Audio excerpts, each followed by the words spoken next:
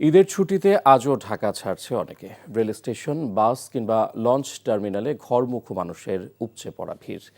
গাজীপুরের ঢাকা ময়মনসিংহ ও ঢাকা টাঙ্গাইল মহাসড়কে থেমে থেমে যানজটের সৃষ্টি হয়েছে। এতে ঢাকা টাঙ্গাইল মহাসড়কের চন্দ্রা ত্রিমোড় এলাকায় অন্তত কয়েক কিলোমিটার এলাকা জুড়ে যানজটের সৃষ্টি হয়েছে।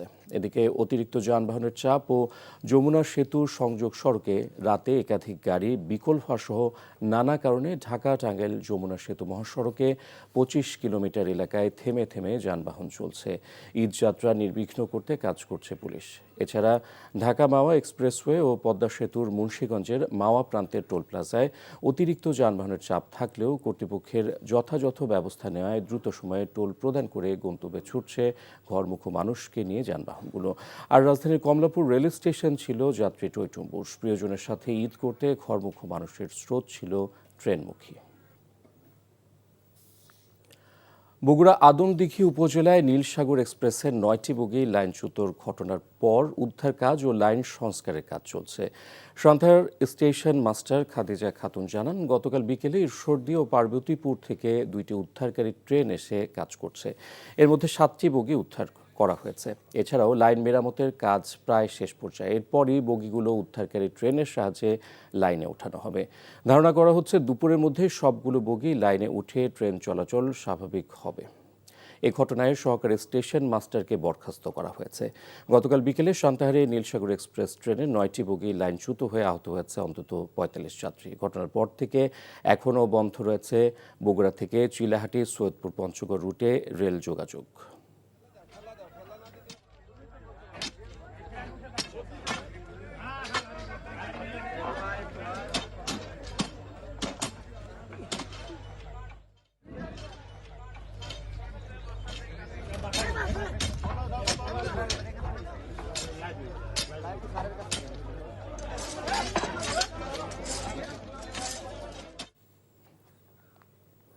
এবার ঈদুল ফিতরকে কেন্দ্র করে বাজারে টাকার সরবরাহ ও কেনাকাটা দেশের অর্থনীতিকে চাঙ্গা করে তুলছে। দোকান মালিক সমিতির তথ্যে এবছর রমজানের শুরু থেকে ঈদ পর্যন্ত ভোক্তাদের ব্যয় বাজারে ২.৫ লাখ কোটি টাকা সঞ্চালনের সম্ভাবনা রয়েছে।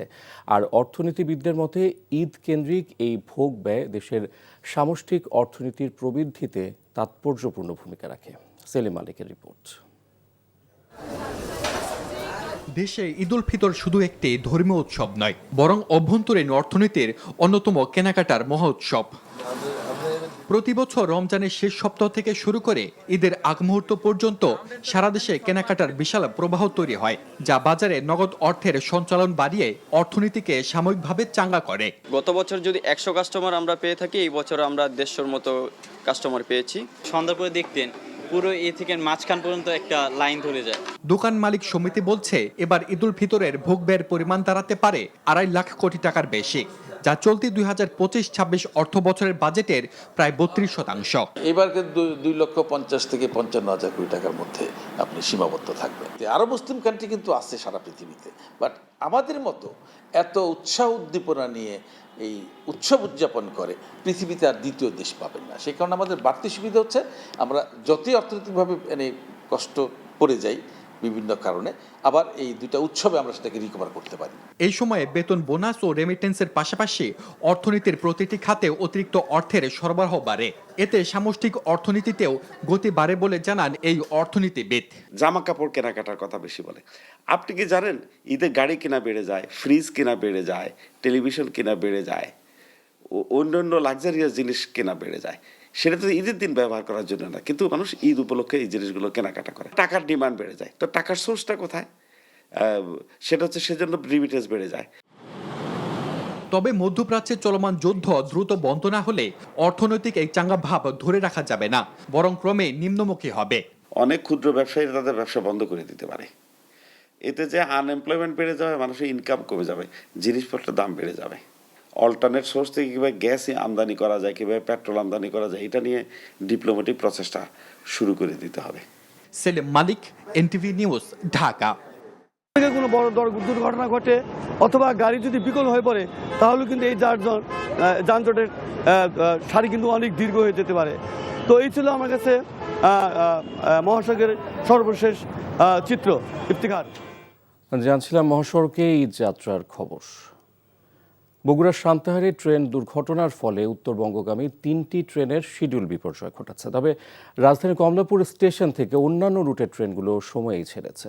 ঈদ যাত্রার 7ম দিনেও রাজধানীর কমলাপুর রেল স্টেশনে ছিল যাত্রীদের প্রচণ্ড ভিড়। অতিরিক্ত যাত্রী সামাল দিতে হিমশিম খাচ্ছে রেলওয়ে কর্তৃপক্ষ।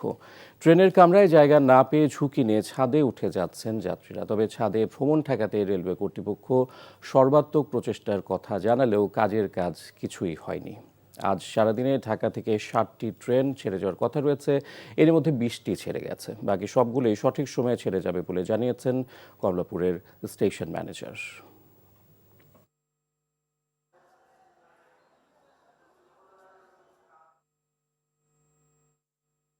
আমার ট্রেনটা ছিল সকাল 10:15টায়, একতা এক্সপ্রেস। ট্রেনটা বিলম্বের কারণে আমার ট্রেনটা ছাড়বে 4:50। ব্যবস্থাপনা আমার কাছে অনেক ভালো লাগছে। আর এই যে বাবার বাড়ি যাচ্ছি, বাবাকে দেখতে যাচ্ছি, অনেক আনন্দ হচ্ছে, ভালো লাগছে। আপাতত তেমন কোনো হ্যাসেল বা কোনো কিছু পাচ্ছি না। এরকম ভাবে যেভাবে চলতেছে মোটামুটি এভাবে যদি সময় নবর্তিতে মেনে ট্রেনগুলো যদি আমাদেরকে সার্ভিস দিতে পারে তাহলে সেটা ভালো, অবশ্যই সেটা গুড সাইন। আমার খুব ভালো লাগছে, আমি আমার দাদা বাড়িতে ঈদ করতে যাচ্ছি। এবারে জাতীয় ঈদগাহের ঈদ জামাত আনন্দ ও ঐতিহাসিক হবে বলে জানিয়েছেন ঢাকা দক্ষিণ সিটি কর্পোরেশনের প্রশাসক আব্দুস সালাম। আজ ঈদগাহ পরিদর্শন শেষে তিনি কথা জানান।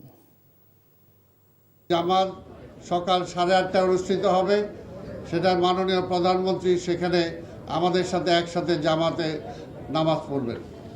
এখানে আপনারা সবাই জানেন যে প্রায় 35,000 লোকের জন্য নামাজের ব্যবস্থা আছে, পাশাপাশি মহিলাদের জন্য নামাজের ব্যবস্থা আছে এবং আমরা আশা করি আমাদের মন্ত্রিপরিষদের সদস্যবর্গ সহ অন্যান্য উচ্চপদস্থ কর্মকর্তা যারা আছেন তারাও এখানে উপস্থিত থাকবেন এবং এখানে আমাদের নামাজের আগে যদি কারো প্রয়োজন হয় ওযুর ব্যবস্থা সেটাও করা আছে, মহিলাদের জন্য একই ব্যবস্থা করা আছে।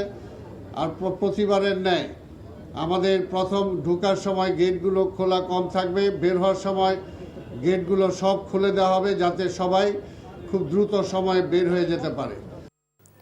সময় মতো গাড়ি না পাওয়া এবং বাড়তি ভাড়ার কারণে ঈদ যাত্রায় কিছুটা ভোগান্তিতে পড়েছে ঘরমুখ মানুষ। আর বাড়তি ভাড়া নেওয়ার পেছনে নিজেদের যুক্তি তুলে ধরেন বাস মালিকরা। এদিকে রেলে ঈদ যাত্রায়ও শিডিউল ভোগান্তির শিকার যাত্রীরা। দুর্ভোগের পরও প্রিয়জনের সাথে ঈদ আনন্দ উপভোগ করতে পারাটাই পরম তৃপ্তির। রিপোর্ট হাসান জাবেদের। গাবতলী এবং কল্যাণপুর বাস স্ট্যান্ড থেকে উত্তরাঞ্চলের মানুষজন যাতায়াত করেন। ঈদ মৌসুমে সেখানে ঘরমুখ মানুষের বাড়তি চাপ পড়ে। সেই বাড়তি চাপ সামাল দিতে কিছুটা বেগ পেতে হয়। অনেক পরিবহন মালিক এটাকে সুযোগ হিসেবেও কাজে লাগান। বাড়তি ভাড়া আদায় করেন অসহায় এসব যাত্রীদের কাছ থেকে। আগে নিচে 350, এখন নিচে 600 টাকা। তাহলে এরকম করে বেশি নিয়েছে জনগণের থেকে কি জন্য? এসিতে যাইতাম আগে জোর গেলে 800 থেকে 900 টাকা, সেই টিকিট এখন ওনারা 1500 থেকে 1600 টাকা চাচ্ছে।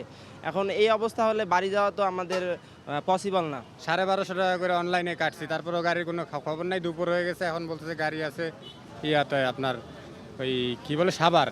একে তো বাড়তি ভাড়া, তার উপর সময় মতো বাস না পাওয়ায় ঘন্টার পর ঘন্টা অপেক্ষায় থেকে ভোগান্তিতে পড়েন যাত্রীরা। গাড়িগুলো এখনো পৌঁছে নেই ঢাকাতে, আমরা ওয়েট করতেছি সকাল 10টা থেকে। বাচ্চা কাচ্চা নিয়ে কখন থেকে বসে আছি, এখনো গাড়ি ছাড়ছে না। 10 মিনিট 20 মিনিট আধা ঘন্টা 2 ঘন্টা হয়ে গেল, এখনো খবর না, কেউ কিছু জানায়ও না, ওই কাউন্টারের লোক নাই। যাত্রীদের অভিযোগ স্বীকার করে কেন বাড়তি ভাড়া নিচ্ছেন তার যুক্তি তুলে ধরেন বাস মালিক পক্ষের লোকজন। বাড়তি ভাড়ার বিরুদ্ধে ভ্রাম্যমাণ আদালতও পরিচালনা করা হচ্ছে। গাড়ি এক সাইড থেকে ফাঁকা আসতে আসছে, দ্বিতীয় কথা গাড়ির পরিবহনে তেল পাচ্ছে না কোনো পরিবহনে, দ্বিতীয় কথা গাড়ি আসছে যানজটের জন্য। আর এখন এক সাইড থেকে খরচটা উল্লেখ যে আর একটু বাড়তি ভাড়া নেওয়া হচ্ছে। জরিমানা করতে পেরেছে শ্যামলী পরিবহন, এছাড়া আমরা কাউকে জরিমানা করতে। শ্যামলী পরিবহন কেন জরিমানা করেছে? ওনাদের একটা রুটের আপনারা 20 টাকা করে বেশি নিয়েছে, সেটার জন্য আমরা জরিমানা করি। এদিকে কমলাপুর রেল স্টেশনেও যাত্রীদের ভিড় ছিল চোখে পড়ার মতো। অনেকে ট্রেনের ভিতরে জায়গা না পেয়ে ছাদেই চড়ে বসেন। বুধবার বগুড়ার সান্তাহারে ট্রেন দুর্ঘটনার কারণে কিছুটা শিডিউল বিপর্যয় হয়েছে, ফলে ভোগান্তিতে পড়েন সেসব ট্রেনের যাত্রীরা। আমার ট্রেনটা ছিল সকাল 10:15টায়, একতা এক্সপ্রেস। ট্রেনটা বিলম্বের কারণে আমার ট্রেনটা ছাড়বে 4:50। আমার খুব ভালো লাগছে, আমি আমার দাদা বাড়িতে ঈদ করতে যাচ্ছি। জীবনের ঝুঁকি থাকা এবং ভোগান্তির পরও ঈদ আনন্দ উপভোগ করতে প্রিয়জনের কাছে যেতে পারছেন সেটাই যেন তাদের কাছে পরম স্বস্তির। Hasan Javed, NTV news, Dhaka. কড়া নিরাপত্তার মধ্য দিয়ে এবার জাতীয় ঈদগাহে অনুষ্ঠিত হবে ঈদ উল ফিতরের জামাত। সকাল 8:30টায় একই জামাতে রাষ্ট্রপতি মোহাম্মদ শাহাবুদ্দিন ও প্রধানমন্ত্রী তারেক রহমান নামাজ আদায় করবেন। ঈদগাহ পরিদর্শনে এসে স্থানীয় সরকার প্রতিমন্ত্রী মীর শাহে আলম জানান, নারী পুরুষ একত্রে প্রায় 40,000 মুসল্লির একসঙ্গে নামাজ আদায়ের ব্যবস্থা করা হয়েছে। জাতীয় ঈদগাহ ও জাতীয় মসজিদ বায়তুল মোকাররম ঘিরে আইনশৃঙ্খলা বাহিনীর পাশাপাশি সিসিটিভির মাধ্যমে পুরো এলাকায় নিশ্চিদ্র নিরাপত্তা নিশ্চিত করা হবে বলে জানিয়েছেন ডিএমপি কমিশনার। সেলিম মালিকের রিপোর্ট। ঈদের আনন্দ কেবল নতুন জামা, খাওয়া দাওয়া কিংবা উল্লাসের মধ্যে সীমাবদ্ধ নয়, বরং আসল সৌন্দর্য লুকিয়ে আছে ভেদাভেদ ভুলে ধনী গরিব একত্রিত হওয়ার মধ্যে। এবার জাতীয় ঈদগাহে সব শ্রেণী পেশার প্রায় 40,000 মানুষকে সঙ্গে নিয়ে ঈদ উল ফিতরের নামাজ আদায় করবেন রাষ্ট্রপতি মোহাম্মদ শাহাবুদ্দিন ও প্রধানমন্ত্রী তারেক রহমান। তাই ঈদগাহ এলাকা জুড়ে সাজ রব। ঈদগাহ পরিদর্শন করে স্থানীয় সরকার প্রতিমন্ত্রী জানালেন, ঈদ উল ফিতরে জাতীয় ঈদগাহে প্রথম জামাত অনুষ্ঠিত হবে সকাল 8:30টায়, আর অতিবৃষ্টি হলে প্রধান জামাত অনুষ্ঠিত হবে বায়তুল মোকাররমে। ঐতিহাসিক হবে এই কারণেই যে এখানে মহামান্য রাষ্ট্রপতি এখানে ঈদের নামাজ আদায় করবেন এবং দীর্ঘদিন পর সারা বাংলাদেশে অবাধ, সুষ্ঠু এবং নিরপেক্ষ নির্বাচনের মাধ্যমে বিপুল সংখ্যাগরিষ্ঠতা নিয়ে বিএনপি সরকার গঠনের পর এই প্রথম ঈদ উল ফিতর উদযাপন হচ্ছে এবং সেই উপলক্ষে মাননীয় প্রধানমন্ত্রী জনাব তারেক রহমান এই ঈদগাহ ময়দানে ঈদের নামাজ আদায়ের সম্মতি জ্ঞাপন করেছেন। ডিএমপি কমিশনার জানালেন, জাতীয় ঈদগাহ ঘিরে নিশ্চিত নিরাপত্তা নিশ্চিত করা হচ্ছে। প্রবেশ গেট সমূহে তল্লাশির জন্য আর্চওয়ে এবং মেটাল ডিটেক্টর থাকবে। পুরো জাতীয় ঈদগাহ ময়দান সহ আশেপাশের এলাকায় সিসি ক্যামেরা দিয়ে মনিটরিং করা হবে এবং এখানে পুলিশ কন্ট্রোল রুম থেকে সিসি ক্যামেরা সার্বক্ষণিক মনিটরিং করা হবে। ঈদগাহ ময়দানে আসার প্রধান 3টি রাস্তার প্রবেশ মুখে রোড ব্যারিকেড থাকবে, যাতে অন্যান্য গাড়ি এই ঈদগাহ ময়দানের আশেপাশের রাস্তায় না আসে। ইসলামী ফাউন্ডেশন বলছে, এবার জাতীয় মসজিদে অনুষ্ঠিত হবে ঈদের 5টি জামাত। সকাল 7টায় অনুষ্ঠিত হবে প্রথমটি, এরপর পর্যায়ক্রমে সকাল 8টা, 9টা, 10টা ও সকাল 11:15টায় অনুষ্ঠিত হবে বাকি 4টি জামাত। এছাড়া সকাল 8টা ও 9টায় ঢাকা বিশ্ববিদ্যালয় কেন্দ্রীয় মসজিদে অনুষ্ঠিত হবে ঈদের 2টি জামাত। এবারও দেশের বৃহত্তম ঈদ জামাতের আয়োজন করেছে কিশোরগঞ্জের ঐতিহ্যবাহী শোলাকিয়া ও দিনাজপুরের গৌরী শহীদ ঈদগাহ। সেলিম মালিক, এনটিভি নিউজ, ঢাকা। ঈদের দিন সকাল 8টায় জাতীয় ঈদগাহে ঈদের নামাজ আদায়ের পর প্রধানমন্ত্রী তারেক রহমান সকাল 10টায় রাষ্ট্রীয় অতিথি ভবন যমুনায় শুভেচ্ছা বিনিময় করবেন। এ তথ্য জানিয়েছেন প্রধানমন্ত্রীর অতিরিক্ত প্রেস সচিব আতিকুর রহমান রুমন। শুভেচ্ছা বিনিময় অনুষ্ঠানে দেশের বিশিষ্ট ব্যক্তিবর্গ, কূটনীতিক, রাজনীতিবিদ সহ দেশের বিভিন্ন সেক্টরের প্রতিনিধিদের আমন্ত্রণ জানানো হয়েছে।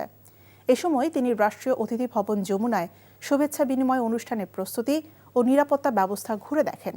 এ সময় তিনি আরও বলেন, বিশেষ কোনো প্রয়োজন ছাড়া আপাতত যমুনায় উঠছেন না প্রধানমন্ত্রী তারেক রহমান। গুলশানের বাসভবনে থাকতেই স্বাচ্ছন্দ্য বোধ করছেন তিনি। এ সময় উপস্থিত ছিলেন স্থানীয় সরকার প্রতিমন্ত্রী মীর শাহে আলম। আমরা কিন্তু প্রথম থেকে বলে আসছি যে উনি এখানে উঠছেন না। আজকে আমার মনে হয় এই প্রশ্নটা এখানেই সমাপ্তি করা উচিত। ঈদের দিনে আনন্দ ভাগাভাগি করার জন্য আমাদের মাননীয় প্রধানমন্ত্রী জনাব তারেক রহমান এখানে আসছেন। এখানে দেশি বিদেশি, তারপরে আপনার রাজনৈতিক, তারপরে আপনার বিশেষ ব্যক্তিত্ব, তারপরে আপনার সামাজিক, তারপরে বিভিন্ন সংগঠন, সামরিক, বেসামরিক সব লোকজনের সাথেই এখানে মিলিত হবেন এবং ঈদ আনন্দ ভাগাভাগি করবেন। সমাজের একেবারে প্রান্তিক অসহায় মানুষদের তাদের পছন্দ মতো ঈদ সামগ্রী কেনার সুযোগ করে দিয়েছে কানেকশন 8 ফাউন্ডেশন। সকালে রাজধানীর কারওয়ান বাজারে প্রায় 1/2 ব্যক্তিকে তাদের পছন্দ মতো ঈদ সামগ্রী কেনার ব্যবস্থা করে দেয় সংগঠনটি। সুযোগ পাওয়া ব্যক্তিরা দোকানে গিয়ে সেমাই, চিনি, দুধ, কিশমিশ, মাছ, মাংস সহ নানা উপকরণ সংগ্রহ করে। এছাড়া জুলাই গণ অভ্যুত্থানে শহীদ পরিবারের পাশে দাঁড়ানোর উদ্যোগ নিয়েছে কানেকশন 8। প্রতিষ্ঠানটির চেয়ারম্যান কামরুল হাসান জানান, এই মানবিক উদ্যোগ শুধু রমজানের মধ্যে সীমাবদ্ধ রাখতে চান না, অন্য সময়েও চলমান থাকবে। যুদ্ধের মধ্যে আন্তর্জাতিক বাজারে স্থির অবস্থায় আছে স্বর্ণের দাম। ইরানের বিরুদ্ধে ইসরায়েল ও যুক্তরাষ্ট্রের যুদ্ধ তৃতীয় সপ্তাহ চলছে। তবে এমন অনিশ্চয়তার সময়ে স্বর্ণের বাজারে ভিন্ন চিত্র দেখা যাচ্ছে। সেটা হলো স্বর্ণের দাম না বেড়ে বরং প্রায় স্থির অবস্থায় আছে। গত 28 ফেব্রুয়ারি যুক্তরাষ্ট্র ও ইসরায়েল ইরানে প্রথম দফায় হামলা চালানোর পর থেকে এই যুদ্ধ কেবল ইসরায়েল ও ইরানের মধ্যে সীমাবদ্ধ নেই। এই যুদ্ধ মধ্যপ্রাচ্যের বিভিন্ন দেশে ছড়িয়ে পড়েছে। বৈশ্বিক অর্থনীতিতে তার কী প্রভাব পড়ে তা নিয়ে দেখা দিয়েছে গভীর উদ্বেগ। খুলনায় ঘরের ভেতর ঢুকে ঘুমন্ত অবস্থায় একই পরিবারের নারী সহ 4 জনকে গুলি করেছে দুর্বৃত্তরা। সকালে লবণচড়ার খাদিজাবাগ কৃষ্ণনগর শাহজালাল নগরে এ ঘটনা ঘটে। আহতরা হলেন কাজী আনিসুর রহমান, তার স্ত্রী রঞ্জুয়ারা বেগম, ছেলে রাইসুল ইসলাম ও তার ছোট ছেলে রাশিদুলের স্ত্রী ফাহিমা। এদের মধ্যে রঞ্জুয়ারা বেগম ও ছেলের স্ত্রী ফাহিমাকে ঢাকায় প্রেরণ করা হয়। স্থানীয়রা জানায় একদল অস্ত্রধারী দুর্বৃত্ত হঠাৎ করে বাসায় প্রবেশ করে এলোপাতাড়ি গুলি ছোড়ে। এতে ঘরে থাকা পরিবারের 4 জন গুরুতর আহত হন।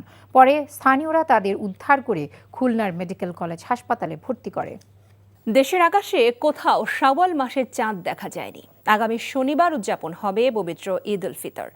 পবিত্র ঈদ উল ফিতরের তারিখ নির্ধারণ এবং 1447 হিজরি সনের শাওয়াল মাসের চাঁদ দেখা পর্যালোচনায় সন্ধ্যায় জাতীয় মসজিদ বায়তুল মোকাররমে ইসলামিক ফাউন্ডেশনের সভাকক্ষে জাতীয় চাঁদ দেখা কমিটির বৈঠক হয়। এতে সভাপতিত্ব করেন ধর্মমন্ত্রী কাজী শাহ মোফাজ্জল হোসাইন কায়কোবাদ। সভা শেষে তিনি বলেন, আজ বাংলাদেশের আকাশে কোথাও শাওয়াল মাসের চাঁদ দেখা যায়নি।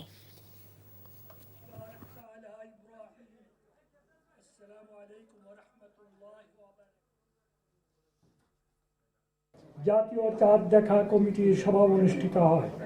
বাংলাদেশ আবহাওয়া অধিদপ্তর ও মহাকাশ গবেষণা দূর অনুধাবন প্রতিষ্ঠান হতে প্রাপ্ত তথ্য নিয়ে পর্যালোচনা করে দেখা গেছে যে বাংলাদেশের আকাশে পবিত্র শাওয়াল মাসের চাঁদ দেখা যায়নি। আগামী 1 শাওয়াল 1447 হিজরি 7 চৈত্র 1432 বঙ্গাব্দ 21 মার্চ 2026 তারিখ শনিবার সারা দেশে পবিত্র ঈদ উল ফিতর অনুষ্ঠিত হবে ইনশাআল্লাহ। ঈদ উল ফিতর উপলক্ষে বাংলাদেশের প্রধানমন্ত্রী তারেক রহমানকে শুভেচ্ছা জানিয়েছেন ভারতের প্রধানমন্ত্রী নরেন্দ্র মোদী। আজ তারেক রহমানকে পাঠানো এক চিঠিতে প্রধানমন্ত্রীর পাশাপাশি বাংলাদেশের জনগণকেও শুভেচ্ছা জানান মোদী। বাংলাদেশের পাশাপাশি ভারতসহ সমগ্র মুসলিম বিশ্ব গত 1 মাস সিয়াম সাধনা করেছে বলে এই পত্রে উল্লেখ করা হয়। ঈদের এই আনন্দময় মুহূর্তে বিশ্ববাসীর মনে শান্তি ও সম্প্রীতির বার্তা বয়ে নিয়ে আসবে বলেও আশা প্রকাশ করেন ভারতের প্রধানমন্ত্রী।